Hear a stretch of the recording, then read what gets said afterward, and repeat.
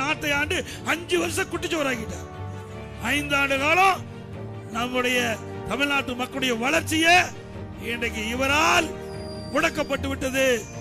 இப்படி எந்தவித ஒரு முயற்சி எடுக்கல இந்த தமிழ்நாடு வளர்வதற்கு. எப்ப பார்த்தாலும் மத்திய அரசு குறை சொல்லிட்டே இருக்கிறீங்க. மாநில அரசு என்ன செஞ்சிருந்தா மக்கள் எதிர்பார்க்கிறாங்க. ஓட்டு போட்ட மக்களுக்கு நன்மை செய்ய வேணும். அது அதிமுக ஆட்சி இருக்கும்போது மத்திய அரசோட இணக்கமா இருந்தோம். அந்த இணக்கமா இருந்ததுனாலதான் மெட்ரோ ரயில் திட்டம் 63,000 கோடி. நம்ம 63,000 கோடி. இந்தியாவில் எந்த மாநிலத்திலையும் ஒரு திட்டத்துக்கு 63,000 கோடி அனுமதி கொடுத்த வரலாறு கிடையாது. ஆக இணக்கமா இருந்தோம், பணத்தை பெற்றோம், திட்டத்தை பெற்றோம், அடிக்கல் நாட்டினோம், பணி வேகமா நடந்துட்டு இருக்குது. இந்த ஆட்சியில பார்க்க முடியுது அப்படி ஏதாவது? மத்திய ஆட்சி ஆளுகிற காலத்துல துறைமுக விரிவாக்கம், விமான விரிவாக்கம், அதேபோல தேசிய நெடுஞ்சாலைகள் தமிழகத்தில் அதிகமா கொடுத்தோம். இந்த ஆட்சி வந்த பிறகு அந்த தேசிய நெடுஞ்சாலை இருப்பதற்கு கூட நிலத்தை எடுத்து கொடுக்க மாட்டேங்கிறாங்க. ரயில்வே பாதை அமைக்கிறதுக்கு நிலத்தை எடுத்து கொடுக்க மாட்டேங்கிறாங்க.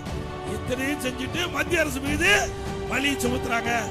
எடப்பாடி பழனிசாமி தமிழ்நாட்டை புறக்கணிக்கிற பிஜேபியோட சேரலாமான்னு நீ இயல்பா ஒரு இணக்கமா மத்திய அரசோட தொடர்பு கொண்டு திட்டத்தை வாங்கியிருந்தா பரவாயில்ல. ஓட்டு போட்ட மக்களுக்கு துரோகம் அளித்தது ஸ்டாலின். ஓட்டு போட்ட மக்களுக்கு நன்மை செய்யணும்ல. வீராப்பு பேசிட்டு இருந்தா திட்டம் நமக்கு கிடைக்காது. நாம ஓட்டு வாங்க வரைக்கும் தான் கட்சியில போட்டி இருக்கணும். அந்த தேர்தல் முடிஞ்ச பிறகு, தேர்தல் இருக்கின்ற வரை, தேர்தல் முடிஞ்ச பிறகு ஒரு ஆட்சி அமைஞ்ச பிறகு அவரோட இணக்கமா இருக்கணும். ஒரு மாநிலத்தில் ஜெயிச்சுட்டு இந்த ஆட்டாற்றிய இந்த நாட்டை ஆளக்கூடியவருக்கு எவ்வளவு பவர் இருக்கும்.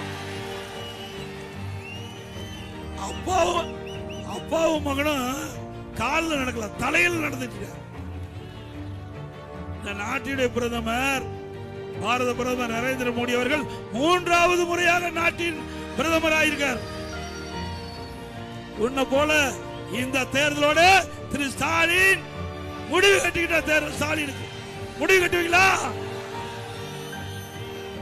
எவ்வளவு போர் நடந்திருக்குது, எவ்வளவு இன்னைக்கு நாடே அதிர்ந்து கிடக்குது, உலக நாடுகள்லாம் தடுமாறிட்டு இருக்குது. தமிழ்நாடு, இந்தியா பிரச்சனைகளால் அமைதியா இருக்குது. இதாங்க திறமையான அரசாங்கம். ஒரு மாநில அரசாங்கம் சரி, அல்லது இந்திய அரசாங்கம் சரி, சிறப்பான ஆட்சி கொடுத்தது மத்தியிலே பாரதிய ஜனதா ஆட்சி, தமிழகத்தில் அதிமுக ஆட்சி. நடைபெறுகின்ற தேர்தல் தமிழகத்தில் ஒரு சிறப்பான ஆட்சி கொடுக்கப்படும்.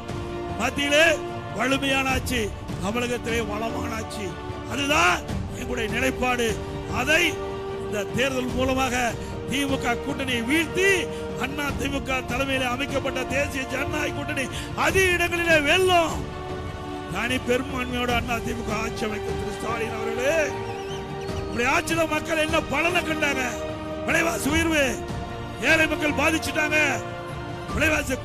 விலைவாசியை குறைப்பதற்கு ஏதாவது நடவடிக்கை எடுத்தீங்களா? அரிசி விலை 1 கிலோவுக்கு 30 ரூபாய் ஏறி போச்சு. எண்ணெய் விலை 1 கிலோவுக்கு 60 ரூபாய் ஏறி போச்சு. பருப்பு விலை 1 கிலோவுக்கு 40 ரூபாய் ஏறி போச்சு. அதை குறைக்க வக்கில் இந்த அரசாங்கத்துல எப்ப பார்த்தாலும் குறை சொல்லிட்டு இருக்கிற. என்ன குறை சொல்லி என்ன பிரயோஜனம்? என்ன விமர்சனம் செஞ்சு என்ன பிரயோஜனம்? பயம், பயம். இன்றைக்கு நாம தான் பிரதான கட்சியா இருக்கிறோம். தமிழகத்தில் பிரதான எதிர்கட்சி அதிமுக. இன்றைக்கு சட்டமன்றத்தில் அதிமுக பிரதான எதிர்கட்சியா இருந்து, நான் பிரதான எதிர்கட்சியுடைய தலைவராக இருந்து இந்த ஆட்சியாளர்களை விரல் விட்டு ஆட்டணும். சட்டமன்றத்தில் 2.25 மணி நேரம் நான் பேசணும். 2.25 மணி நேரம் இந்த நாட்டு மக்களுடைய பிரச்சனையை எடுத்து வச்சான். இந்த மந்திரினால பதில் சொல்லவே முடியல. ஒரு காலகட்டத்தில் முதலமைச்சர் எந்திரிச்சு, எனக்கு பசிக்குதுங்க. என்ன முதலமைச்சர் கேட்கிறாரு சட்டமன்றத்தில் நான் பேசும்போது, எனக்கு பசிக்குது. இன்னும் எவ்வளவு நேரம் பேசுவீங்க? இன்னும் 1 மணி நேரம் பேசுவேன். ஐயோ, இவ்வளவு நேரம் பேசிட்டீங்களே, இதுக்கெல்லாம் நான் பதில் சொல்ல வேணாமா? நீங்க கேட்ட கேள்விக்கெல்லாம் பதில் சொல்ல வீட்டில் போய் சாப்பிட்டு ஆறாமரை நீங்க கேட்ட கேள்விக்கெல்லாம் பதில் தயார் பண்ணி நாளைக்கு வந்து பதில் சொல்லுகிறார். அப்படின்னா எந்த அளவுக்கு அதிமுக பிரதான எதிர்க்கட்சியா இருந்து செயல்படுகிறது என்பதை மக்கள் புரிந்து கொள்ள வேண்டும். சரி, முதலமைச்சர் கேட்டா நான் இத்துடன் பேச்சை நிறுத்திக் கொள்ள முடிச்சிட்டேன்.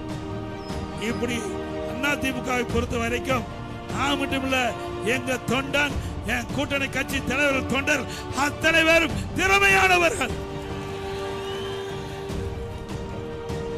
உங்க கட்சி மாதிரி கிடையாது. உங்க கட்சியில வாய்தா போயிட்டுது. பல பேர் அதிமுக தான் மந்திரியா இருக்கிறாங்க. 8 பேர் திமுக மந்திரியா இருக்கிறாங்க. 19 பேர் இப்ப நடக்கிற தேர்தலில் 19 பேர் திமுக சார்பா போட்டிடுறாங்க. அங்கெல்லாம் செல்லாத நோட்டை எடுத்துருந்தா அங்க பொறுக்கி வச்சுட்டு இப்படிப்பட்ட கட்சி வச்சுக்கிட்டு எங்களை பத்தி விமர்சனம் செய்யணும், டெல்லி பத்தி விமர்சனம் செய்யணும். அப்புறம் டெல்லி போனா எடப்பாடி பழனிசாமி டெல்லிக்கு போறாரு. நான் என்ன பாகிஸ்தானுக்கா போனேன்? டெல்லிக்கு தான் போனேன். டெல்லிக்கு போனாவே அதர்றாரு, என்ன நடக்குமோ என்று பதட்டப்படுறாரு. ஆக ஸ்டாலின் அவர்களே, எங்களுக்கு மடியில கனம் இல்ல, வழியில பயம் இல்ல. உங்களுக்கு மடியில கனம் இருக்குது, வழியில பயம் இருக்குது. டெல்லி போனாவே அதற்கு காரணம் என்ன? ஸ்டாலின் அவர்கள் சொன்னாரு, எடப்பாடி பழனிசாமி நெடுஞ்சாலை துறையில ஊழல் செஞ்சான்னு சொன்னார். நிரூபின சட்டமன்றத்திலே சவால் விட்டேன். நீதிமன்றத்தில் இவருடைய ஒரு RS பாரதியின் ஒரு வாய்தா போன ஒரு வயசானவர் இருக்கார். அவரை பயன்படுத்தி ஒரு கேஸ் போட்டாங்க. அந்த கேஸ் உயர் நீதிமன்றத்துக்கு வந்தது. நீதிமன்றத்தில் இருக்கிற நீதியரசர் இதை விசாரிச்சு, நீங்க சீல்டு கவர்ல என்னுடைய நீதிமன்றத்தில் ஒப்படைக்க. அதே மாதிரி சீல்டு கவர்ல அந்த லஞ்ச ஒழிப்புத்துறை விசாரிச்சு அங்க நீதிமன்றத்தில் ஒப்படைச்சாங்க. அப்ப நீதியரசர் இதுல மேல இருந்த வாரியா குற்றம் இருக்கிறனால நான் சிபிஐக்கு விசாரிக்கிறேன், நான் டெல்லியில போய் தடையான வாங்கணும். பிறகு திமுக ஆட்சிக்கு வந்தது. திமுக ஆட்சிக்கு வந்தவருக்கு மீண்டும் கேஸ் நடத்துறாங்க. சரி, நடத்து. தமிழ்நாட்டுக்கு மீண்டும் உச்ச நீதிமன்றத்திலிருந்து சென்னை உயர் நீதிமன்றத்துக்கு அந்த வழக்கை மாத்தி விசாரிக்க சொன்னாங்க. அப்போ யார் கேஸ் போட்டாரோ அவர் வாபஸ் வாங்கணும் வந்துட்டார்.